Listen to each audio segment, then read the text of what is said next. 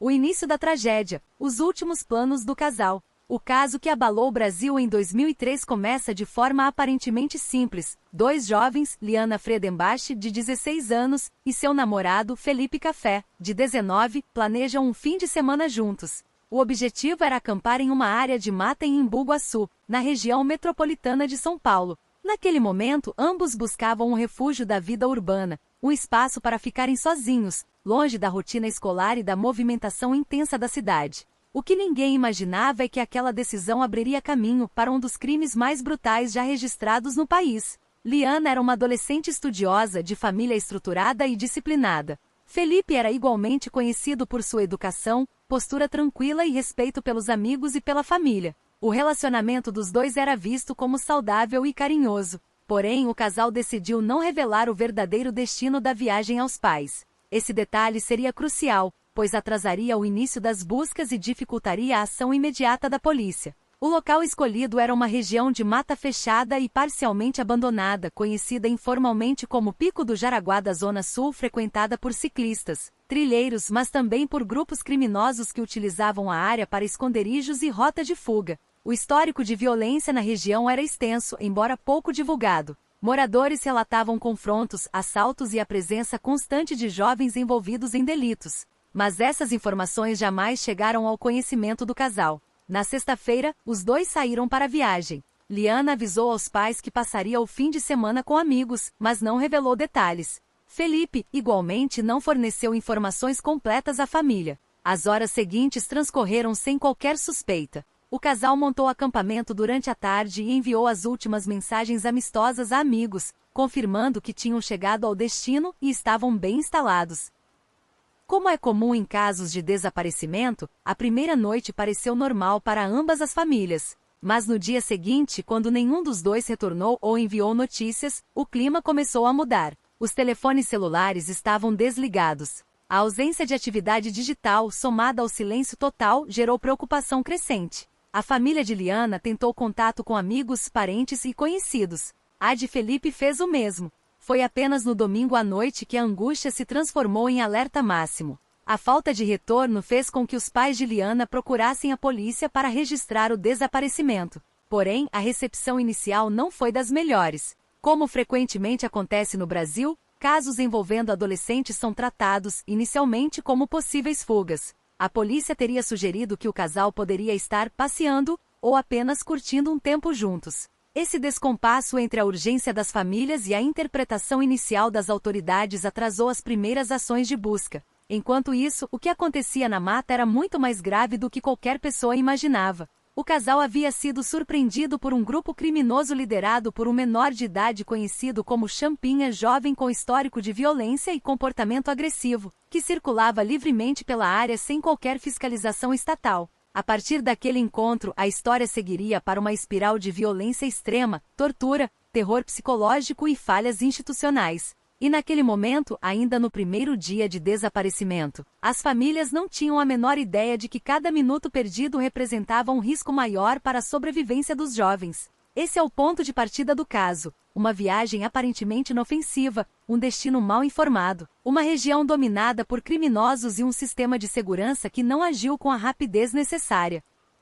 O desaparecimento de Liana e Felipe não foi apenas o início de uma investigação. Foi o início de uma corrida contra o tempo, uma corrida que mais tarde se revelaria tragicamente perdida. O primeiro contato com o horror, a abordagem de Champinha. A partir do momento em que Liana e Felipe foram encontrados pelo grupo liderado por Champinha, os acontecimentos se tornaram rápidos, brutais e irreversíveis. Segundo relatos e depoimentos colhidos ao longo da investigação, o grupo já circulava pela mata em busca de alvos vulneráveis. A presença de barracas e trilheiros era comum, e o casal foi visto como presa fácil. Champinha, apesar dos 16 anos, já possuía um histórico que chamava atenção. Moradores o descreviam como agressivo, instável e acostumado a circular armado pela região. Ele vivia em um ambiente de extrema precariedade social e familiar, marcado por abusos, negligência e ausência de limites. Contudo, nada disso explica ou justifica o grau de violência que ele estava prestes a executar.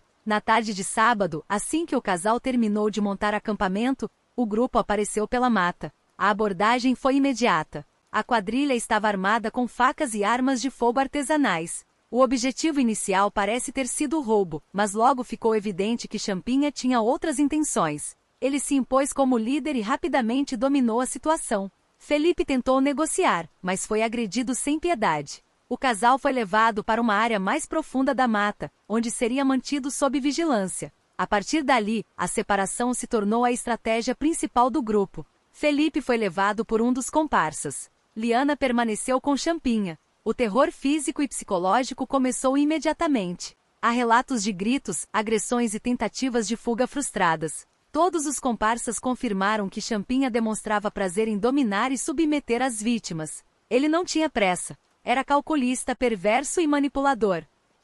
Enquanto o restante do grupo pensava em dinheiro, objetos ou fuga, Champinha parecia motivado por algo mais sombrio. Felipe, separado da namorada, tentou resistir. Tentou enfrentar os agressores e proteger Liana, mas acabou sendo espancado repetidamente. Ele estava desarmado, em menor número e sob ameaça constante. Em algum momento entre a noite de sábado e a manhã de domingo, ele foi assassinado. O corpo foi abandonado na mata, parcialmente coberto com folhas. Liana, no entanto, permaneceu viva e sob tortura durante vários dias. Champinha a manteve como refém e vítima de abusos contínuos. Os detalhes revelados nos autos do processo são tão perturbadores que muitos foram suprimidos de documentos públicos. Testemunhas relataram que Champinha se gabava do que fazia com ela, tratando a situação como se controlasse uma espécie de território. A quadrilha demonstrou despreparo, mas também uma crueldade incomum. Em vários momentos, Liana teria pedido ajuda, implorado pela vida, tentado negociar.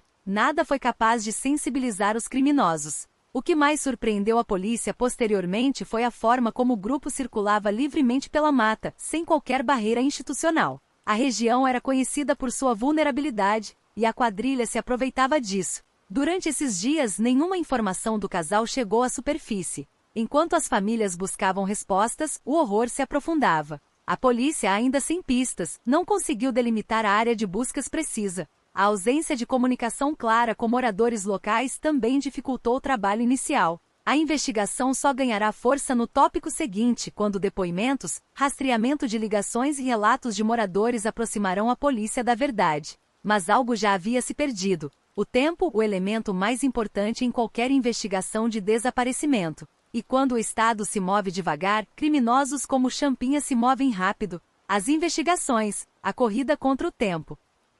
A segunda-feira amanheceu com as famílias desesperadas. Depois do desaparecimento registrado, a busca por Liana e Felipe passou a ganhar visibilidade dentro da delegacia, mas ainda sem mobilização total. A virada aconteceu quando a família recebeu uma ligação anônima exigindo dinheiro. Esse telefonema mudou completamente o rumo das investigações. Deixou de ser um possível caso de fuga e passou, oficialmente, a ser tratado como sequestro. A polícia imediatamente deslocou equipes para Embu-Guaçu. A primeira dificuldade foi estabelecer uma área de busca. A região de mata é extensa, irregular e com diversas trilhas utilizadas tanto por esportistas quanto por criminosos. Moradores relataram movimentações suspeitas, incluindo gritos e sons metálicos na madrugada, mas nada conclusivo o suficiente para localizar o casal. A polícia começou a trabalhar com 3 frentes principais: análise de telefonemas, depoimento de moradores e ciclistas da região, monitoramento de áreas conhecidas como rota de fuga de delinquentes.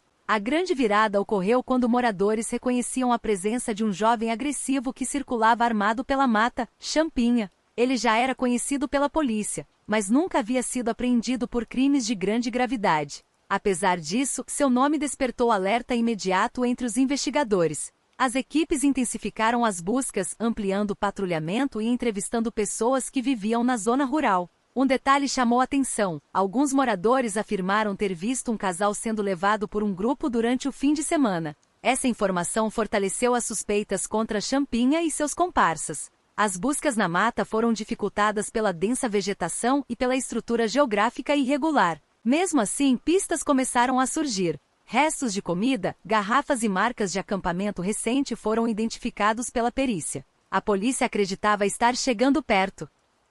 Foi quando, em um ponto estratégico da mata, localizaram um dos primeiros sinais reveladores: objetos que pertenciam a Felipe. Com isso, a polícia passou a trabalhar com a possibilidade de que o casal ainda estivesse vivo, ou pelo menos parte dele. O cerco aos criminosos começou a se fechar. A polícia identificou que Champinha não agia sozinho. Outras pessoas foram localizadas e interrogadas. Cada depoimento revelava mais detalhes sombrios. Em um deles, um jovem afirmou que o garoto grande havia sido morto dias antes. Esse garoto grande era Felipe. A confirmação abalou profundamente os investigadores. A corrida contra o tempo agora era exclusivamente pela vida de Liana. Cada minuto se tornava mais angustiante, porque os policiais sabiam que depois da morte de Felipe, Liana estaria em risco extremo. As equipes se dividiram em batalhões menores para cercar áreas da mata. Helicópteros foram acionados, mas a densa cobertura de árvores impediu operações mais efetivas por via aérea. A busca seguiu por terra, com trilhas sendo abertas manualmente.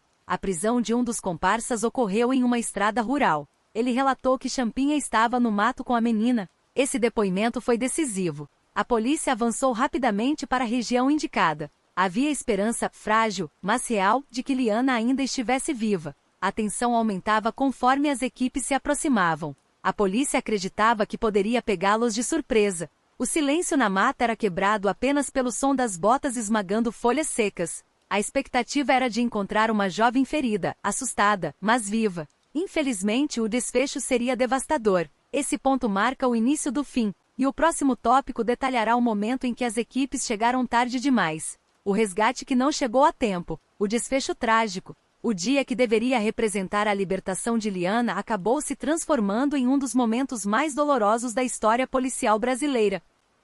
Quando a polícia finalmente localizou o cativeiro improvisado onde Champinha mantinha a jovem, ela já havia sido assassinada horas antes. O sentimento de impotência dominou todos os agentes envolvidos. A equipe avançou de maneira silenciosa pela mata, utilizando sinais deixados pelos próprios criminosos, restos de fogueira, embalagens descartadas e marcas de passagem. O cheiro de fumaça recente orientou a patrulha até um ponto de clareira. À distância, policiais conseguiram visualizar uma cabana improvisada com galhos e lona. Era o cativeiro. A aproximação foi calculada. Duas equipes cercaram o local por diferentes ângulos, enquanto uma terceira se posicionou para a entrada imediata. No entanto, não houve resistência.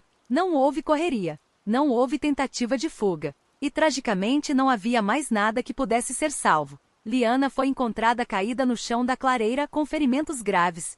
Sua morte havia ocorrido muito pouco tempo antes da chegada da polícia. Pela análise posterior da perícia, foi possível concluir que Champinha a matou assim que percebeu que o cerco estava se fechando. O objetivo era eliminar qualquer testemunha. Um dos policiais relatou que a cena foi uma das mais devastadoras que presenciou na carreira. Havia sinais claros de que Liana lutou, resistiu e tentou sobreviver até o último momento. Sua morte representou não apenas o desfecho do crime, mas também uma derrota do Estado, que mesmo mobilizando grandes esforços, não conseguiu impedir o pior. Poucos metros dali, equipes localizaram Champinha escondido entre árvores. Ele não resistiu à apreensão. Mais uma vez, chamou a atenção dos policiais a frieza com que ele encarava a situação. Sem remorso, sem desespero, sem arrependimento. Em depoimentos posteriores, essa postura se repetiria. Enquanto isso, o corpo de Felipe foi localizado horas depois em outro ponto da mata. O local exato foi indicado pelos comparsas presos.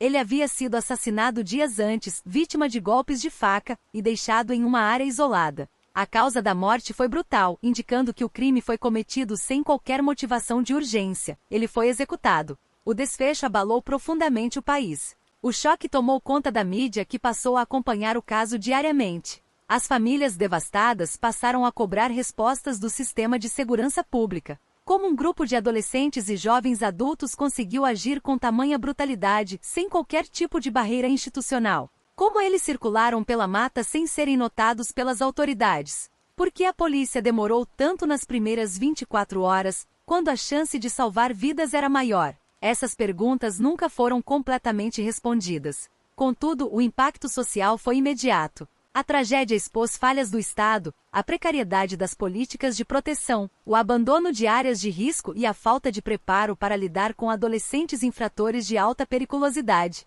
A morte de Liana e Felipe não representou apenas a perda de dois jovens. Ela simbolizou um colapso institucional e transformou o nome Champinha em sinônimo nacional de violência extrema, crueldade e falhas na legislação para menores. A quadrilha, as prisões e o perfil de Champinha. Após o desfecho trágico, a polícia concentrou seus esforços em identificar, prender e interrogar todos os envolvidos no crime. A quadrilha era composta por um grupo heterogêneo de jovens e adultos, mas o centro de tudo era Champinha, cujo comportamento chamava atenção pela frieza e agressividade. Além dele, participaram do crime Marcelo Godoy, Antônio Caetano, Agnaldo Pires e o menor conhecido como Pernambuco. Cada um teve um papel específico na ação. Alguns participaram diretamente das agressões e do cativeiro, outros atuaram como vigias ou auxiliaram na logística. O cerco policial foi eficaz. Todos foram capturados em menos de uma semana após a localização de Liana.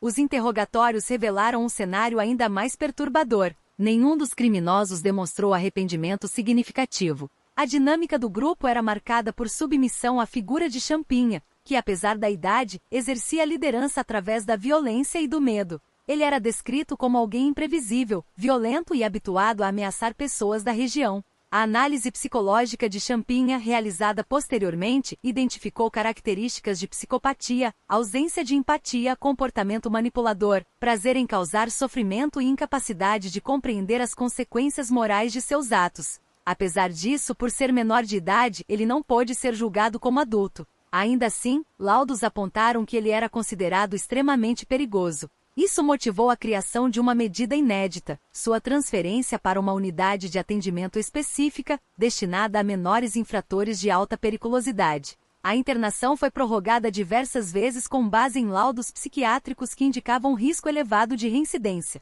Os adultos envolvidos foram julgados e condenados a longas penas de prisão. Entretanto, o foco permaneceu em Champinha, pois o caso levantou um debate nacional sobre a maioridade penal e a responsabilidade de adolescentes em crimes hediondos. O caso também revelou falhas graves do sistema. A região era conhecida por abrigar criminosos. A segurança era precária. O Estado falhou em monitorar menores infratores reincidentes. Não havia presença policial efetiva na mata. A brutalidade do crime, a liderança de um menor e o impacto na sociedade tornaram o caso um dos mais estudados em cursos de criminologia e segurança pública. Além disso, o comportamento de Champinha dentro das instituições reforçou a avaliação de periculosidade. Ele demonstrava agressividade com funcionários, dificuldade em seguir regras e comportamento manipulador. A soma desses fatores justificou sua internação contínua.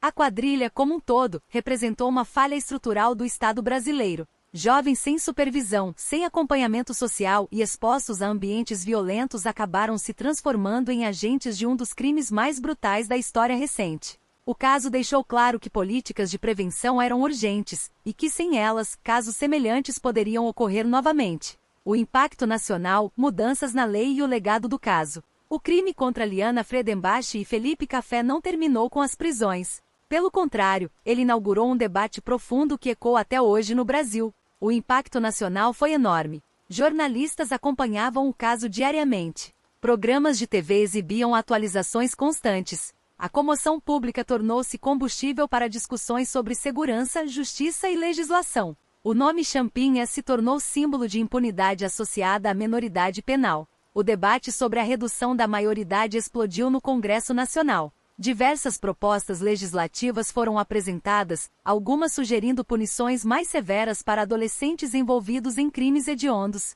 Embora a legislação não tenha mudado imediatamente, o caso influenciou diretamente a criação de medidas socioeducativas diferenciadas para jovens considerados altamente perigosos. Foi também após o caso que debates sobre avaliações psicológicas mais rigorosas para menores infratores passaram a ganhar força.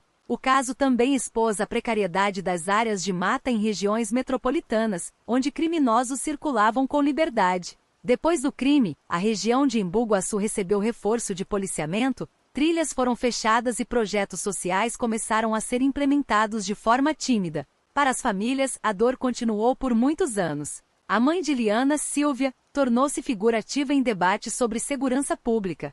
Ela participou de audiências, entrevistas e mobilizações sociais, sempre defendendo que tragédias como essa não poderiam se repetir.